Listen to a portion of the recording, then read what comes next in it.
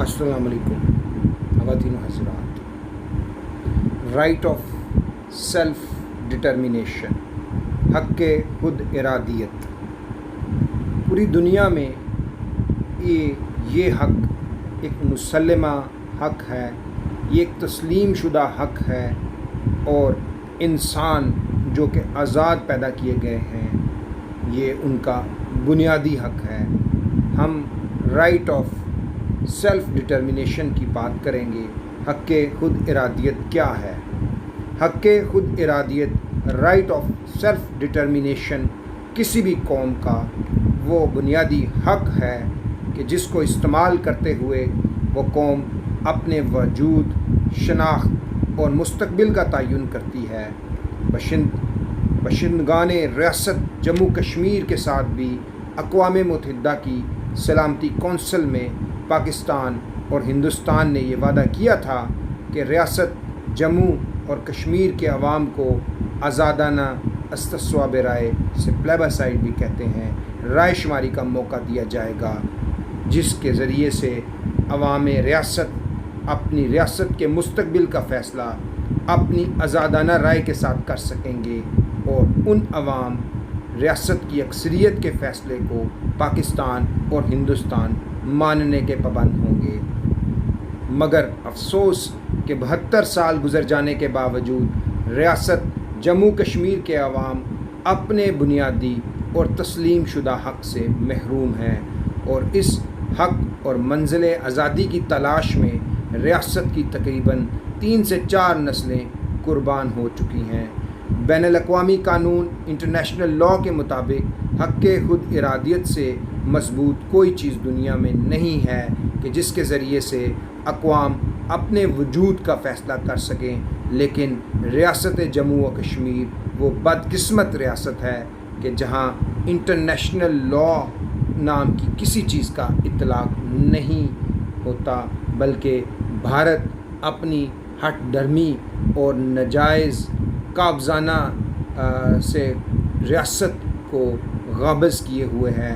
वहाँ पे काबज़ अफवाज के ज़रिए से उस रियासत जम्मू व कश्मीर के अवाम के लिए दुनिया तंग की गई है, जो कि इंसानी हकूक़ की हलावर्जी है। ना सिर्फ इंसानी हकूक़ की हलावर्जी है बल्कि ये अक़वाम मुत्तहिदा के इंसानी हकूक़ के तस्लीम शुदा चार्टर की भी नफ़ी है। इसमें कोई शक नहीं कि दुनिया में मफादात, रियासतों के मफादात ही अहम होते हैं, लेकिन अक़वाम मुत्तहिदा के इदारे का बुनियादी फ़र्ज़ ये है कि वो रियासतों के हकूक़ को और रियासतों में बसने वाले अवाम के हकूक़ की कस्टोडियन बने, उनकी निगरानी करे।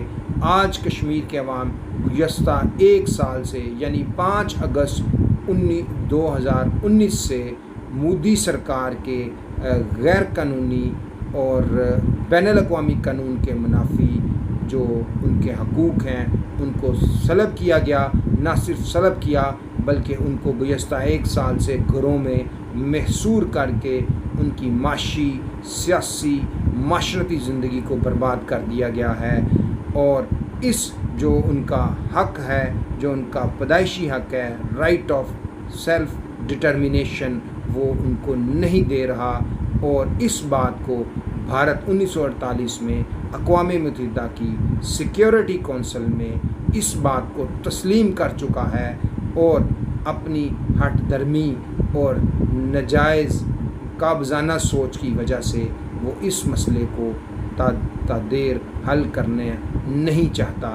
अगर अक़वाम मुत्तहिदा ने इस मसले को और कश्मीरियों को उनकी उमंगों के मुताबिक हक़ खुद इरादियत ना दिया तो ये बात अब रोज़े रोशन की तरह आया है कि जो रियासत है, कश्मीरी हैं, वो अब किसी भी सूरत अपने इस हक़ से दस्तबरदार नहीं होंगे, बल्कि वो अब ख़त्मी लड़ाई लड़ने को तैयार हैं। और चूँकि जो तक़सीम हिंद का फार्मूला था उसके मुताबिक रियासत जम्मू व कश्मीर की तमाम सरहदें पाकिस्तान के साथ मिलती थीं और ये एक मुस्लिम अक्सरीती इलाका था जिसको फितरी तौर पर پاکستان کا حصہ بننا تھا۔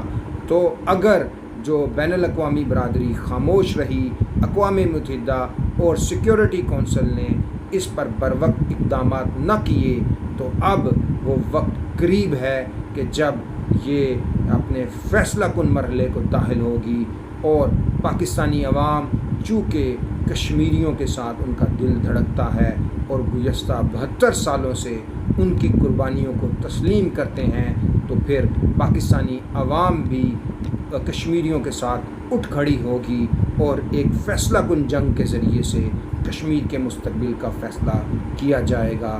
اس لیے اقوام متحدہ کو دنیا کے امن کو، دنیا کے سکون کو مد نظر رکھتے ہوئے یہ فوری فیصلہ کرنا ہے کہ جتنی جلدی رائٹ آف سیلف ڈٹرمنیشن جو کشمیریوں کا بنیادی حق ہے، حق خود ارادیت ان کا بنیادی حق ہے، ان کو نہیں دیں گے، تو پھر بھارت جو ایک مصنوعی ریاست ہے وہ اپنے منطقی انجام کو پہنچے گی اور کشمیر انشاءاللہ آزاد ہوگا۔